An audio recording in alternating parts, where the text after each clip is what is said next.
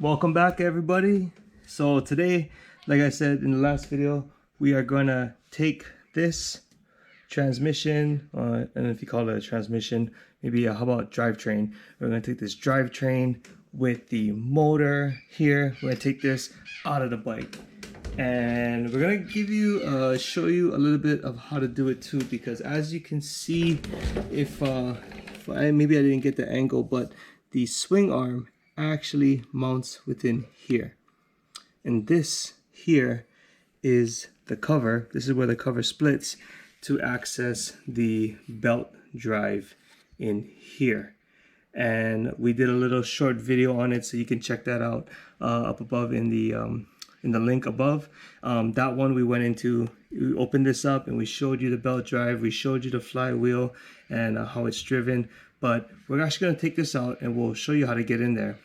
A lot of people ask me, can you change the belt in the field if you have an issue? And the answer is yes.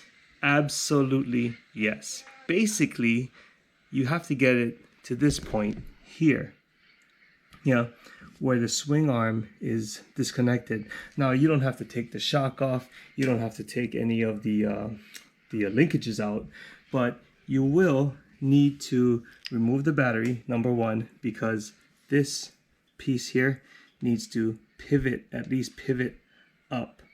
And by removing the bolt and removing the swing arm is the only way that you can access this cover. Now, even at this point, this bolt here holds the cover in. So if you undo this bolt, pivot this thing up, then and only then can you undo these fasteners here, and you can take this cover off. You'll have full access to the belt drive. And that's another reason why I highly recommend the ePure Race and the eScape R. Simply because in the last video, like the link above, the last video, it shows you that it has a gear-to-gear drive. And with that gear-to-gear drive, it's the same size gear as you would find in your 125 to 300 300 like 2 strokes, the clutch basket gear, and that's what drives the bike. That being said, you're gonna pay more money. I get it. These bikes are kind of higher end, but it is worth the money. I've changed this belt in the field, and it is not something that I recommend anybody look forward to doing. But it is possible, and it will get you out of a bind when you're out there if you carry an extra belt, and we do have those available. Carry an extra belt, you need a 24mm socket. That's the only real thing you need that's outside of the norm. 24mm socket to undo this shaft.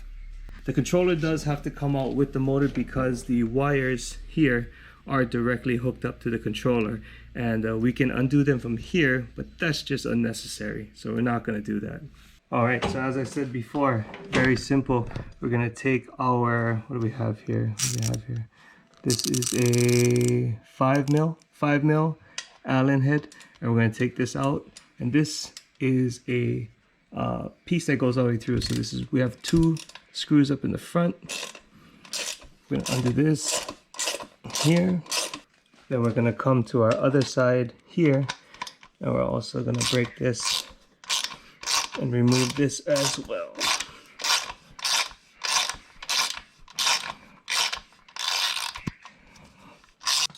Okay, so we're going to hit one last bolt down here. This is a size 6mm. I'm going to get this extension on this guy.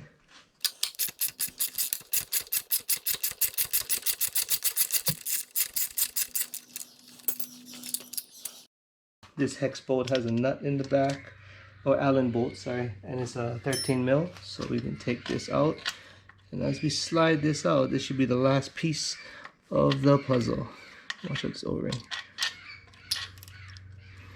Alright, and now with everything coming out, we should be able to lift this. It's a pretty tight fit, so we can take this out.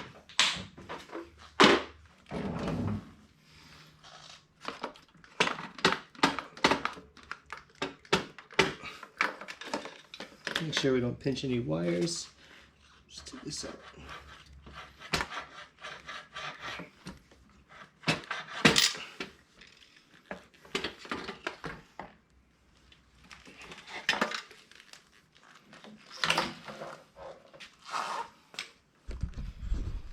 there you have it, guys. The electric motion Escape drivetrain in its full form out of the bike. Let me hold this a second and show you. There you go. Like I said, connected wires straight to the motor, and we'll leave it like this for now. We'll come back. Thanks for watching. As you can see, very simple, very simple design here. This is a pad that goes under the skid plate. This actually cradles the drivetrain and the motor, so that when you do have impacts to the bottom, like a child's bikes normally do, you can hit rocks or whatever, this will deaden the blow. So this is like a rubber piece here, very important to put back. We have a thick, I think as I said in another video, 1/4 inch aluminum skid plate, and this is easily removable as well if you want to replace it, just because it gets too bust up. Maybe you hit too much rocks here, and 2 bolts back here and also back here, and the plate comes off. So there you have it, guys. Thanks again for watching. Take care. If you have any questions, please hit us up in the comments. If you have any longer questions, or you want to set up a demo ride, you want to see this bike in action, hit us up, carwheelermotors@gmail.com. You can also see us on Instagram and Facebook under the same tag. And until next time, guys, take care, be safe in this wet weather, and always ride aloha.